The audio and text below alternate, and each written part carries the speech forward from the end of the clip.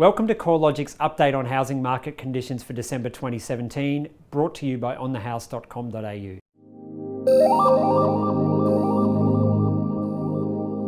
Nationally, dwelling values were unchanged in November 2017 according to the CoreLogic Home Value Index. The rate of value growth has slowed over recent months due to falls in Australia's largest housing market, Sydney, which accounts for around 1/3 of the total value of national housing. Splitting the monthly change out into the combined capital city and combined regional markets shows that capital city dwelling values fell by 0.1% and regional values rose by 0.2%. Over the past 3 months, capital city dwelling values were 0.2% higher, while regional values increased by 0.4%. On an annual basis, the pace of capital gains has halved over the past 6 months, with value growth slowing to 5.2% nationally, with the combined capital cities recording an increase of 5.5% and combined regional market values up 4.2%. The 5.2% increase in national dwelling values is the slowest annual rate of growth in 12 months. Of course, at that time, the first round of macroprudential policy changes was still working its way through lending conditions, which was slowing the market. However, the 50 basis points worth of cash rate cuts eventually led to a rebound in value growth. Sydney is well and truly the driver of the slowdown in the national housing market. Since Sydney dwelling values peaked in July of this year, they've fallen by 1.3%, with the declines accelerating each month. Although values have fallen in Sydney, between February 2012 and July 2017, they increased by 75%, so the recent pullback has been fairly minor to date. Outside of Sydney, the rate of growth has also begun to slow in most other capital cities. Melbourne values have been showing consistent and moderate growth over recent months, with the growth much more moderate than earlier in the year. Brisbane, Adelaide, Hobart and Canberra have also seen their monthly rates of value growth slow significantly from the rates they were seeing earlier in the year. Perth is the exception, with values down almost 11% since peaking back in 2014. The past 3 months has seen a consistent but subtle rise in values. Darwin dwelling values have continued to fall, continuing the trend the city has been seeing for a number of years now. Although generally housing market conditions have slowed, the overall performance of individual capital cities and product types remains as diverse as ever. Across the individual capital cities, the quarterly change in values has varied between a 3.3% rise in Hobart to a 2.7% fall in Darwin. Over the past year, the changes have varied between an 11.5% increase in Hobart to a 5.5% decline in Darwin. The supply of new units has hit unprecedented levels over recent years, and the unit market is now underperforming houses.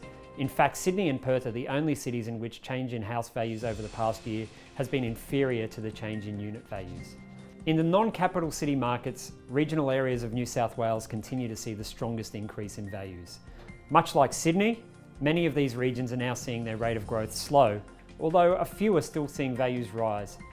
Many of the strongest performing markets outside of the capital cities are located close to capital cities and offer an attractive lifestyle for residents. Regional New South Wales has recorded the greatest increase in values of all regional markets, up 8.7% over the past year.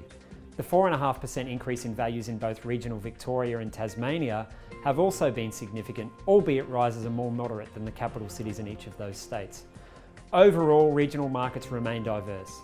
The strongest value growth is typically found in regions adjacent to the capital cities and located in either coastal or tree change locations. In New South Wales, Newcastle and Lake Macquarie has seen the greatest value increase, while in Victoria it has been Geelong. In Queensland, the Sunshine Coast has been the strongest performed region, and South Australia's strongest region for growth was the southeast. In Western Australia, values have fallen across the state, but Bunbury has recorded the most moderate decline, while in Tasmania, Launceston and the northeast has been the strongest performing regional market. Let's take a look around each capital city housing market. Brisbane's growth in dwelling values has remained fairly slow and steady. Over the past month, values have increased by 0.1% to be 0.6% higher over the past 3 months and 2.4% higher over the past year. While neither houses or units are reporting a significant growth, there is a divergence between the two property types, with house values 3.2% higher over the past year, while unit values have fallen by 1.2%. Brisbane has well and truly underperformed growth in Sydney and Melbourne over recent years, and dwelling values are 46% lower than those in Sydney and 32% lower than those in Melbourne. The housing market outlook remains positive given this affordability gap and the recent improvement in job creation across Queensland, which may prove enough to attract an increasing number of residents out of less affordable housing markets in New South Wales and Victoria. The primary driver of the slowing housing market is Sydney, and a number of macro factors appear to be driving this slowdown.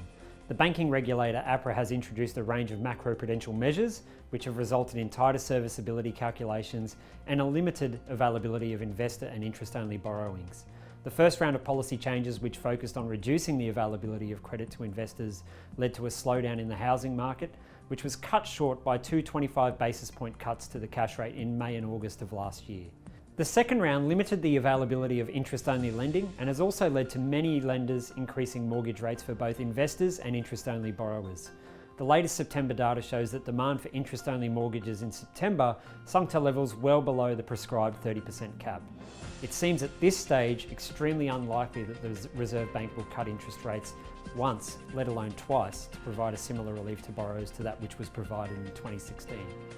Overall, these macroprudential policy changes are seemingly acting as a disincentive for investment in the market and have coincided with the current housing market slowdown.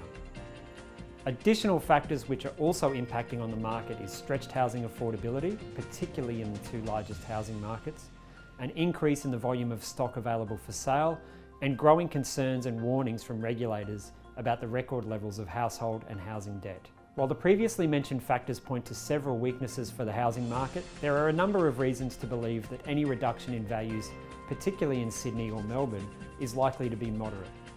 Financial markets do not expect the cash rate to be increased until 2019, which suggests that there is unlikely to be any significant movement in mortgage rates over the short to medium term. The labour market is continuing to improve and jobs growth is becoming more widely spread, and unemployment generally is reducing. Another factor to consider is as values fall in Sydney, there remains significant demand for housing via high rates of population growth. We would anticipate that it would only take a moderate fall in values in a market with so much demand to see many buyers returning. The housing market remains diverse. However, as we are now witnessing, markets don't continue to rise or fall forever, they run in cycles. After values have risen by more than 70% in Sydney over the past 5.5 years, values are now falling, while following falls in excess of 10% in Perth, we are now seeing some stability return to that market. Overall, a slowing of Sydney's housing market, given its recent growth, should not come as a surprise. Furthermore, a slowing of the nation's largest housing market will result in weaker headline growth figures for the national housing market, a trend we expect to continue in 2018. If you would like to keep a closer eye on the housing market, check out the CoreLogic website, where we are updating our perspectives on the housing market on a daily basis.